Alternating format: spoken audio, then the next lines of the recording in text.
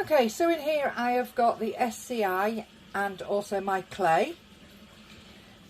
In here I have got the BTMS, the citral alcohol, coconut oil, cocoa butter, stearic acid, cocoa betaine, jojoba, argan and olive oil. And in there I've got the panthenol and the phytokerosene.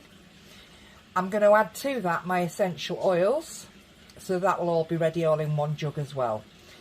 So first of all I'm going to melt this all down, and once this is melted down I shall be adding it to this in the mixer, but we'll come back to that. Okay, above the noise, I hope you can hear me. Turn it down a bit. I've got my SCI, my clay and all my melted liquids at the moment, nothing else. So I am going to have to move this powder from the sides to blend in with that. But at this point, I'm going to put it like that. At this point,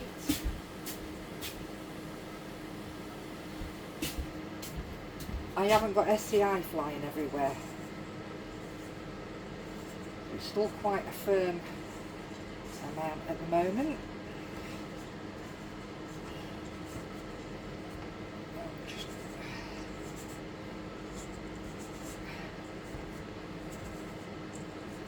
making sure that it's all through from the side. You should be wearing a mask when you're doing this. I'm not, because you won't be able to hear me.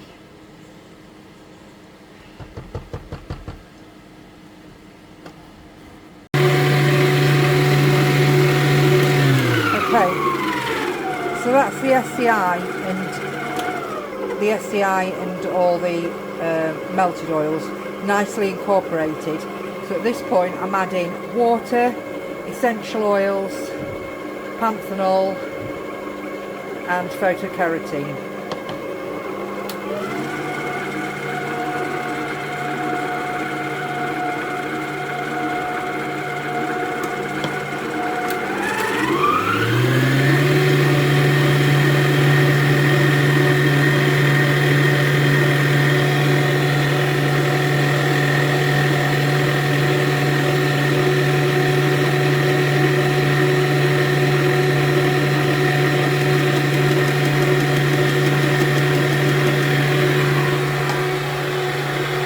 Okay, so what I've got now is my mix that is gone a little bit hard because it's very cold in the soap shack. So I've got a pan of boiling water there, put it on top like a double boiler effect. I've got my little scales, and I know my shampoo bars work out to be about 75 grams each. I'm going to put a pair of gloves on. Okay, so then what I'm going to do is literally squeeze this, put my little scales on, if I zoom out a bit. Oh, look at that, 75.3. So, and then I'm just going to lay it there for a minute, and I'm going to go through my whole batch doing this. 82. 77. That'll do.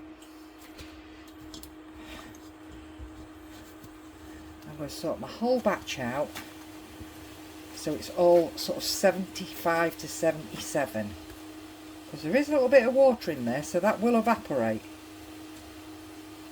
76. Which keeps going through the lot, and then I'll come to you back in a minute.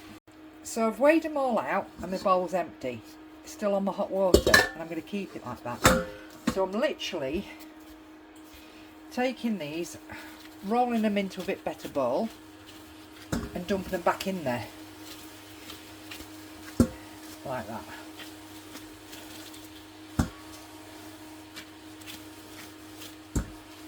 Now I've got loads of time to work with them. They'll stay warm but not go sloppy until I need to mould them.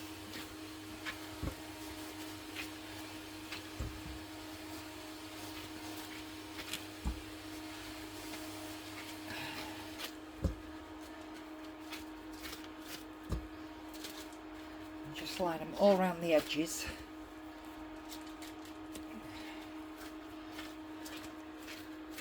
Like that. Okay, clear my side down a little bit.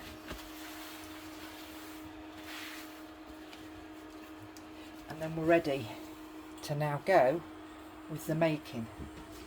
Now, because I'm a bath bomber, I've got bath bomb molds that I use. These are now being weighed out nicely, so I know what they are. I put it in, I squish it down. Still pliable because it's warm from being in the double boiler. Like that. Put the top on. I'll squeeze it down as much as I can. Put it in here. Use my can crusher. Just turn it round. It's nice and like that. Squeeze it off. Get rid of any edges that have gone round so it's nice and neat. Like that. And then I use a stamp. Put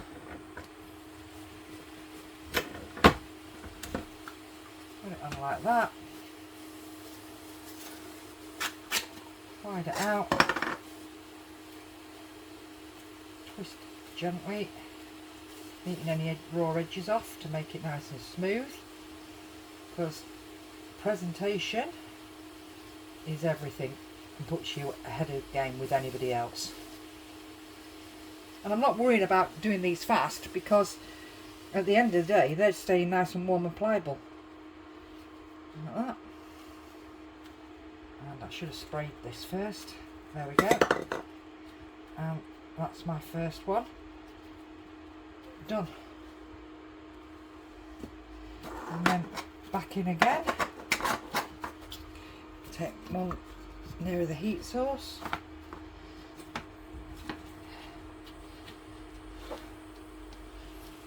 There are better moulds than I'm using, it's just I'm such a cheapskate, I won't buy in another one. Other than that, give it a bit more, and we start the process again.